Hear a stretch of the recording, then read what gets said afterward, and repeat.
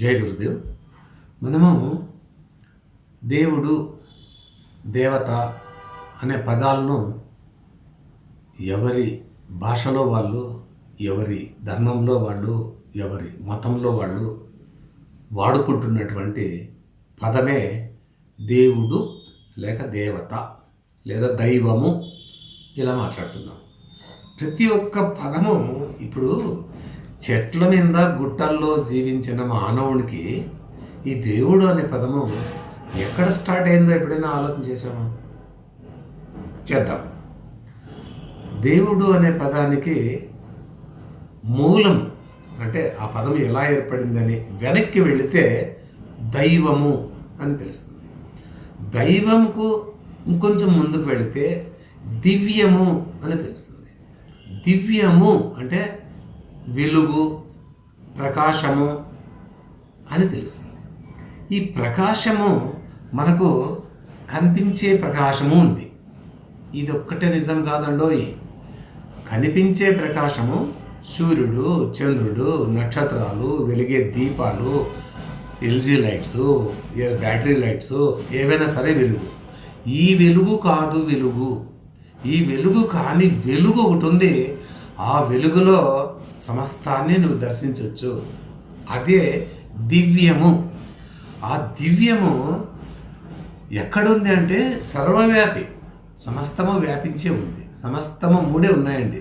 ఒకటి విభూది, రెండు శక్తి, మూడు జ్ఞానం. ఈ మూడు కలిసి ఏర్పడిందే దివ్యత్వం. త్వం త్వం అంటే నేను, త్వం నేను, నువ్వు, తత్ త్వము. సో ఎవరైనా ఈ దివ్యం నుంచి ఈ మూడు కలయికలతో ఏర్పడ్డారు. ఇది జీవము. జీవము జీవం అంటే ఇదే.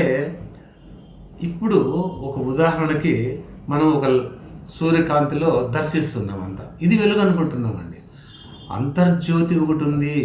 ఆ అంతర్జ్యోతి నుంచి చీకట్లో అయినా చూడగలుగుతాము, పంచేంద్రియాలు లేకుండా దర్శించగలుగుతాము, సమస్తాన్ని, చిన్న వస్తువుని దర్శిస్తాము, అణువు లోపలికి వెళ్ళి దర్శిస్తాము, అంతరిక్షం అంతా దర్శిస్తాము. అలా దర్శించిన వాళ్ళే ద్రష్టలు. చర్మచక్షువులతో చూసేది కాదండి, దివ్యనేత్రంతో చూసేదే. అలా చూసిన వాళ్ళే ఋషులు. సో ఇక్కడ దివ్యము అంచెలంచెలుగా దైవంగా మారి జెండర్ మారింది. స్త్రీ అయితే దేవత అని, పురుషుడైతే పురుషము అంటే కూడా దైవమేనండి. స్త్రీ అయినా రెండు కూడా దివ్యమే. సో ఆత్మకు కూడా ఇంకో పేరు. ఈ దేవుడు, దేవత ఇలా ప్రారంభమైనవి. ఇక్కడి వరకే ఆగిపోయి ఉన్నాము. లోతులకు వెళ్ళడం లేదు. దయచేసి లోతులకు వెళితే మనకు ఎన్నో విషయాలు బోధపడతాయి. అయితే ఈ దివ్యత్వాన్ని ఎలా సంతరించుకోవాలి అని చూసినట్లయితే మీరు మీ లోపలికి పోవాలి. ధీమహి ధియో యో న ప్రచోదయాత్. ధీ అంటే నీ కేంద్రము. మనం మామూలుగా మాట్లాడుతుంటాము ధ్యానము అని. ధ్యానములో రెండు పదాలు ఉన్నాయి. ఒకటి ధీ, రెండు యానము. యానము అంటే ట్రావెలింగ్. ప్లస్ యానము ప్రయాణము అంటే ఫ్రమ్ హియర్ టు సమ్వేర్. ఎక్కడైనా కావచ్చు. అది ఫిజికల్గా వెళ్తున్నావా, ఆలోచనలతో వెళ్తున్నావా, ప్రత్యక్షంగా వెళ్తున్నావా, పరోక్షంగా వెళ్తుంటా, it is none of thing.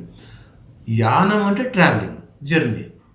మీరు బయటకు ప్రయాణిస్తున్నారు నిరంతరము. పుట్టినప్పటి నుంచి పంచేంద్రియాల సహాయంతో, మనసు సహాయంతో బయటకు వెళ్తున్నారు. బయటకు వెళ్ళడమే తెలుసుకున్నారు, మీ లోపలికి మీరు వెళ్ళడం తెలుసుకోలేదు. అదే ధీ అంటే మీ కేంద్రము. నేను అనే పదార్థం అదే. ఈ నేనులోకి మీరు ప్రవేశిస్తే నావన్నీ కూడా అర్థమవుతాయి. ఇదే ఫిలాసఫీ యొక్క పిల్లర్ అంటే మూలస్తంభం. ఈ మూలస్తంభాన్ని అర్థం చేసుకోవడానికి మనము నిరంతరము ప్రయత్నం చేయవలసి ఉంది. అయితే ఎవరైతే బయటకు వెళ్ళకుండా లోపలికి అనన్యా చింతయంతోమ లోపలికి మీరు ఎప్పుడైతే లోపలికి వెళ్తారో మీకు అద్భుతాలు జరుగుతాయి. మీరు దైవం వైపు ఒక అడుగు వేసినట్టయితే దైవము 10 అడుగులు మీ వద్దకు వచ్చి మిమ్మల్ని తనలోకి తీసుకుంటుంది. ఓకే, సో ఆ ప్రయత్నం చేయడానికే ప్రయత్నం చేద్దాం. జై గురుదేవ్.